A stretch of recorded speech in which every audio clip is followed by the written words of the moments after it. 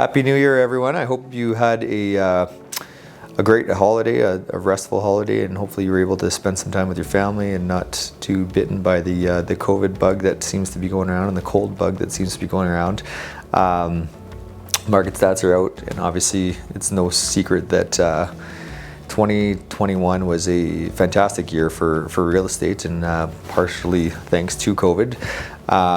As you saw, like, great things happening in every direction. We had a record number of sales, just about 25,000 sales for the greater Edmonton area, which is the biggest month we've ever seen in the last 15 years. You would see anything as low as 16,000 sales and as high as 21,000. So to hit almost 25,000 was a huge thing.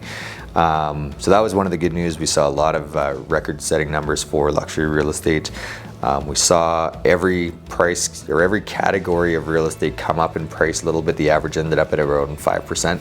So while that's not huge considering how many more sales we saw and actually the inventory coming down, it's positive and it's trending in the right direction, which we have not heard in a long time. So what do we expect for 2022? More of that, which is great. I mean, of course, as COVID has taught us that anything can happen, and so these are expectations, and things can be, throw us for a loop and go the other direction. So a lot of the reason that the market did so well in 2020 and 2021 was essentially just the reason that we're seeing inflation from all angles because of COVID.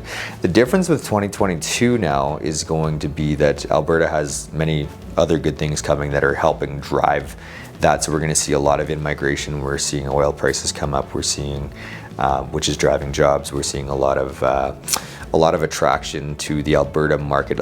Much more of that in Calgary for big businesses to come in because Calgary's downtown had been so depressed for some time that a lot of the bigger companies are seeing it as an attractive place to plant their roots. But that benefits Alberta as a whole, which will benefit Edmonton. So I suspect Calgary will probably outpace Edmonton in terms of sales this year. But all good things. So a lot of that still ends up trickling down into the other markets. So rural, what I believe we're going to see out of rural, we saw quite literally double the amount of sales that we typically see in a year, and that's including acreages and recreational. I think that's going to calm down a little bit, but I don't think the appeal of rural living is going away. I think it's only going to get more and more appealing, and so I suspect that'll be stronger. I think this is the year of comeback for condos, and I know many of you are hoping that is true. I'm one of them as well, and so we're seeing some positive signs of that. We saw less development, so the supply and demand levels are starting to balance themselves out. Downtown, albeit, is still a little bit slower, as if you've watched these videos, you're accustomed to me saying it is getting better, and so the activity's starting to rise, and it's as single-family home prices start to come up, what you're going to see is the condo market being that much more appealing. And so I think that all around we should expect, I'm not going to throw out an expectation for numbers. The forecasting seminar is in a few weeks, and we'll let the experts hold to that. But I believe that we won't see as many sales as we did this year, but I believe that the price increases may actually pace or outpace what we saw this year. And so that's my prediction. I'll come back next year and see how that all pans out. But all in all, it's I think we can expect some good things. There's a shortage of inventory, and so hopefully the people who are on the fence about selling are starting to come up, because it will get frustrating for buyers a little bit.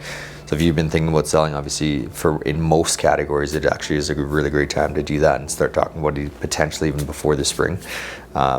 Typically what people do is they expect the spring market to be the busiest, which is true. So you have more buyers, but you typically have more sellers as well, so the pool just gets larger. Sometimes it can be a more advantageous strategy to actually list prior or even after the spring market.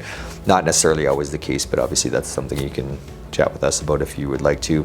And other than that, lots of good things coming for us this year. We'll be releasing some more news very, very shortly with some new team members and many other things. And so we hope you have a wonderful new year. Hopefully we see you in the new year. And that is all I have. Have a great January.